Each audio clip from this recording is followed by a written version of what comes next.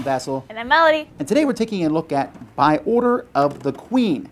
By Order of the Queen is a cooperative game in which you are in some sort of fantasy land, and all kinds of baddies are attacking you, and you're taking heroes and fighting against them. Also, the Queen keeps telling you stuff to do. She's really kind of a pain. I feel like we're like knights and we're just going out for the Queen. Yeah, but if the Queen would stop telling us to do stuff, we would fight these people better. Yes. It's her fault. I blame her. This is in its own fantasy world, though. The Kingdom of Tessendor. It's a little bit, it calls an RPG-like game. I don't know if RPG is the right word for it. You're kind of just doing card play. It's a co-op game. Here's how it's played.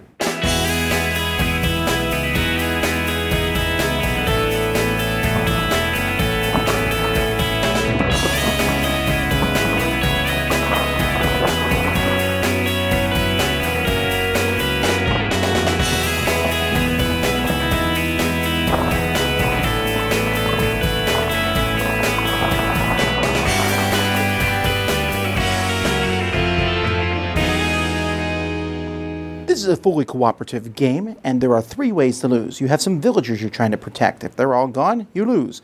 You have regions you're trying to protect. If they're all gone, you lose. And you have a whole deck of heroes, and if they're all gone, you lose. So those are the ways to lose. How do you win? There's going to be queen orders that come up here, and if you complete 3 of these, you will win the game. So how are players going about doing that? Well, at the beginning of each round, well, actually, it's the start of the game, and then it's at the end of the round, you'll turn over one of these cards. One of them is set, so this isn't a 3-player game. It will show you, first of all, how much you're going to add threat to these 3 regions here. So this one says add 2 threat to the growing enemy, add 2 threat to the confidence of the regions, and add 1 threat to the garden sanctuary. It will also tell you to draw 3 monsters immediately. So I'm going to put this here. There's 3 monsters, a Goblin Recruit, a Crag Lurking, and a Forest Lurker. And it also tells me to retire 6 heroes immediately. So I'm going to take 6 heroes, and they're going to be retired. If you notice, the retired area over here sure looks like the retire is another word for being dead in the discard pile. So everyone's going to have a handful of hero cards, and one person is going to go first. There's going to be 4 turns each round, which means if there are 4 players, each player gets 1 turn. Otherwise, you're just taking turns. You know, if the 3 players would be 1, 2, 3, 1, and then the next round 2, 3, etc. But at the end of each round, bad things are going to happen, and some things are going to be reset. On each player's turn, they have 1 of 4 actions that they can take. One of them is going to be fighting against monsters, or fighting against the horde, it's called. There's monsters down here. You don't want monsters down here because monsters left down there are going to kill villagers. So on a player's turn, they can say, hey, I'm going to go fight a monster. So they're going to look at their hand. So in your hand, you're going to have different heroes. Now, the different heroes are parts of different guilds. You'll see that at the top. These are the different guilds. And they're also different types of, you can see these guys are warriors. This guy's is, he sucks up the defense. Here we have a healer. Also, she looks like she escaped from Adventure Time. So you have these different characters. So when you fight the monsters, you want as many different types as you possibly can. So I only have 3 of the 4 types. So I say, okay, I'm attacking with these 3 guys down here.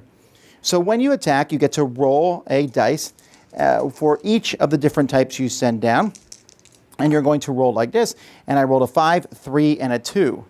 Well, to kill this, I need a 1 or higher, a 4 or higher, a 3, 3, and a 4 or higher. So I can completely take this person out, and I have success tokens that I can put on this. So I can take him out with the 4. I can put 1 success here on the 3, and I can use the 2 to get rid of this. So these 2 would be discarded, but the Forest Lurker will still stay there, and maybe someone else will have to come in and fight that person later.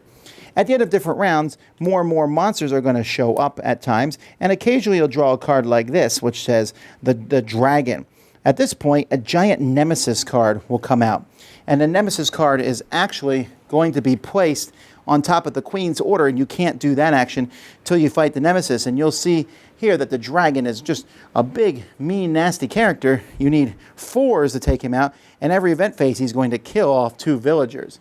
So when you have a Nemesis out, another action you take is go fight the Nemesis.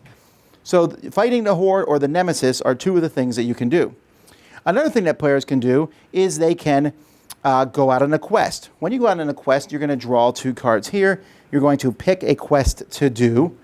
And so let's say I pick this quest, and then you can immediately start doing the quest. Now each quest is going to have a certain number of locations. This says 2 obsidian wastes. There are 4 locations here. So if I have to go to obsidian waste, that means I need to complete 2 of these cards. When I take a quest card, you start with the top. But before you go on the quest card, you have to pick your party. You're going to send out 4 people. So let's say I send out these 4 people. Each of the different heroes has skills at the bottom. These are things that those heroes are good at.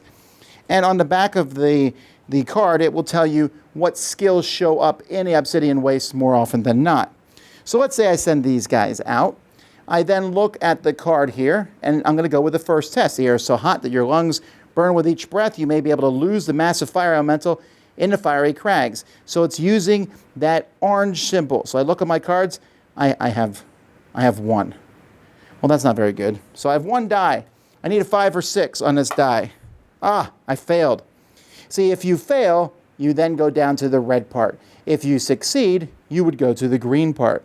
Whichever one you do, you're going to do a test of that type. Here it says the monster navigates the terrain easily and you are cornered. A well-timed blast may separate him into more manageable entities. I need to have this type of character, the rogues essentially. I brought none of them. But I get 1 die plus 2 for each type I would have brought, so I get 1 die. Maybe I'll get a 5 or a 6. I did not, so I fail. When you fail, if I had succeeded, I would have got a reward, and there's rewards for succeeding here. Sometimes a reward will show you a moon. When that happens, you do whatever it says on this card up here. So here it just says gain an item. But because I lost, I am adding another monster down here. But whether you win or lose, you still fulfill the quest. You still finish that card. When you finish both cards, and it's another location, it's another action to continue your quest. When you finish the quest, you can do what it says here. Remove 3 threat tools from any tokens from any threat pool over here. Well, that's pretty good. But this also has additional rules. When you have this quest, you may not take any other action in the questing action. So when you start this, you got to finish it.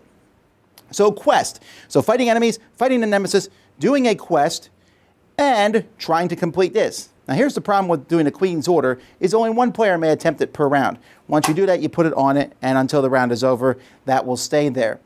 When you do this, you need to look at here, and it will show you a card here, the Ironstone Crags. So you will do the same thing. You will pick some heroes. So let's say I have these 4 random heroes.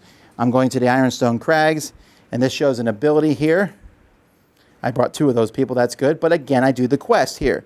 From the shadows, I can view the whole room unseen. I see the ring if I'm quiet enough. So I look, I have 1, 2, 3 of those, of that ability. So I get to roll 3 dice. Again, successes are 5s and 6s. Once again, I failed, so I go down to the red. And there I need to have the brain symbol. I have 2 of those. I roll 2 dice. I got a success. Now, when you get a success and you're doing a Queen's Order, you do not get a reward for that. Instead, you put a success or one of these queen tokens on top of it. For each success you have 2 opportunities on the card, 1 at the top and then 1 on the lose or fail. And then you make a test based on the symbol on the Queen's Order itself. You're going to put these on top of those. And you are trying to get a certain number on top of the Queen's test. These are called Queen's these are the symbols you're putting here. These are Queen's favor tokens. I'm mixing them up. These players have and they can use to re-roll dice. You can re-roll 1 die with those. But you're trying to get a certain number on here to finish it. If you have 8 tokens on here eventually, that one's finished and you get to go to the next one. So realizing that when 1 person goes there, they can get 3 tokens on it at most. So you're going to have to do this 3 rounds to finish 1 card. So the game is going to take at minimum 9 rounds to finish, but you're probably going to do failing and things and you probably won't be able to finish it that way. At the end of each round, you're going to be doing a whole bunch of setup. You'll be taking a card here, which will show you more threats that increase here, and maybe some effects that happen in the course of the game. You will check each of these sections. So this is growing enemy. I'll look here. There are 2 here, 2 of these threat symbols, so that means I add 2 more enemies. Here in the Confidence of Regions, I have 2, so I lose 1 of these regions. Here in the Garden Sanctuary, I have 1, so 1 of these guys is retired. Whenever you send people out on a quest, there's a chance some of them will die, especially when you're fighting down here. But usually you'll be discarding, and you'll be continuing to draw. Also, each player has their own guild. When you have a guild, if ever in a quest you discard 2 people who are members of your guild, you will get an extra special ability. Also, each guild has a starting item that will always add to any test that they do. So if I have this here, the Verdant Standard, the Impervious Mantle, or I have the Bulwark Great Hammer, for example, whenever I do this, I get 1 extra die whenever I take that test. As you go throughout the game, you will also get items, and these can also give you extra dice on tests. However, when you use an item, they are discarded. That's pretty much the game. You're just going to keep going around and around until you finish 3 of these Queen's Favors, or until you die. So what do you think about the artwork for this game and the universe? I thought the artwork was very cute. It was just very cartoony, and I liked it. We actually have like a coloring book here, and it tells you about each of the races. We have the Ruru-Mao, they're owlbears, the Fentars, the Nameless. And these are like all the heroes, but they also have the bad guys in here, Vemin and Vulpins. And the artwork in this game, huh? The little orc things, I don't know what they're called. Yeah, and really, I mean, if you look at this, this is really fun. I mean, you don't need to get this coloring book, but that's like examples of the artwork in the game. It's like a fun, kid-friendly universe. And it actually has it reminds me a lot of the artwork from Adventure Time almost. You don't think so? Yeah, I do. Adventure Time, that amazing cartoon you love. Well, you should love it. But anyhow, so the theming of this with all the different heroes and all the quests and stuff, I thought it was cool. The dice are really good dice. And I know my dice. That's true. We're running out of room for dice. We're not running out of room, maybe. Okay, so that being said, it's a cooperative game. Is it easy or hard for co-op games? I found it hard. Like medium hard. Yeah, it's not impossible to win, of course. I haven't won yet, but I've been in situations where I feel like I could have won. Mm-hmm. The biggest shtick that stops you from winning is the fact that only one person can do that Queen's Order a round. And because of that means once out of every 4 turns, you can do that.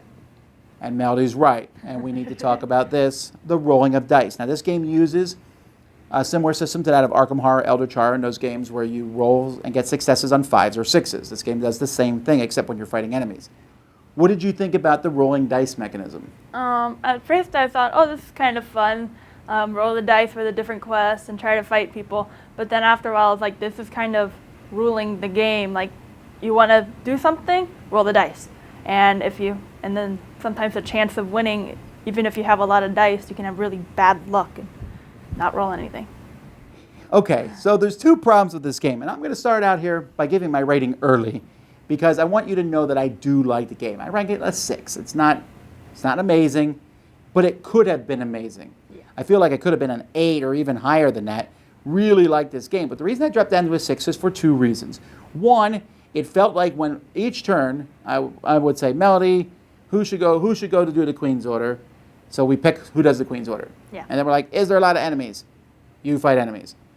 And then you go on a quest because there's nothing else for you to do.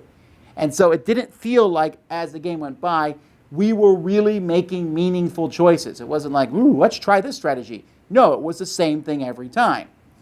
When you go on a quest, it's the same thing. You see some icons there, you're like, ooh, those are the symbols I need.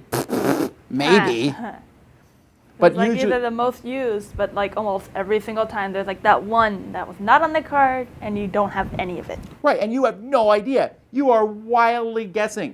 Mm-hmm. It got to the point where when I sent people out on a quest, I just sent out random people and hope they win. Or I would try to pick some people of my guild, okay, because that makes sense too. And I should mention that at the end of each round, you also are passing a hero to the next person, so you can try to pass cards to each other to get it there. And I just wish it was kind of more of a, you want this card? Okay, here you go, instead of having to pass it around, because someone next to you could have a card that you want, but they have to go around the table, like 2 rounds or 3 rounds. Yeah, why not just like say, give a card to each other? There's some good things too, and I'll get to that, but the other thing I really didn't like was what Melody mentioned. Rolling dice. And luck. We lost our games of this. Every game I've lost of this, I've lost because of bad dice rolling. You could say, well, you should have played better. How can you roll dice better. You just roll them on the table and you get the... And I guess that's what it comes down to. I feel like when I look back at our game, I don't feel like we made any bad mistakes. Nothing. You're really doing the same thing over and over again. How do you do it wrong? Right. I mean, you say, well, you sent the wrong heroes. But you're guessing. So it comes down to rolling the dice, and many times it's just not that fantastic. But even with that being said, I still had a good time. There's lots of text on the cards, and you read, oh, I'm fighting a fire elemental. Fighting the monsters was fun. You roll dice, and okay, how am I going to allocate the dice to the monsters to kill them? And then when the big monster comes out, you're like, ah! Sometimes the anticipation of, like, roll the dice, like, that's fun. It's just after it, you're just like, that was a lot of luck. Like, that was the biggest thing for me, because I'm not a big luck game person. So just all, like, the game, winning the game was based on luck. And I didn't really like that. But I still rated the same as my dad's 6. Because it was still really fun, because the text on the cards for the different quests, even though sometimes we're kind of like rushing, like, just do the quest, here you go. Like, actually reading the quest, like, oh, do this. Oh, you failed? Well, now you're going to try to make it better. It was just really fun to read the cards sometimes. So. Well, there you go. That is By Order of the Queen. It gets points for being unique. It's not your generic fantasy world. That's fantastic. It can appeal to kids, although they won't understand all of it. It's just that it would have got a lot more points had it not been so lucky and a lot of randomness in it. But still some really cool ideas.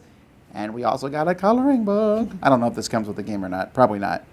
But we're keeping the coloring book anyway. Oh, yeah. I'm Tom Vassell. And I'm Melody. And you've been watching Double Trouble. Boom! Boom. Thanks so much for watching the Dice Tower videos. Find more great videos and reviews, as well as our top-rated audio podcast at Dicetower.com. You can also find other great shows at DicetowerNetwork.com. I'm Eric Summerer, and you've been watching The Dice Tower. The Dice Tower is sponsored by Cool Stuff Inc., where you can find great games for great prices. Cool stuff in stock. Check them out at CoolStuffInc.com.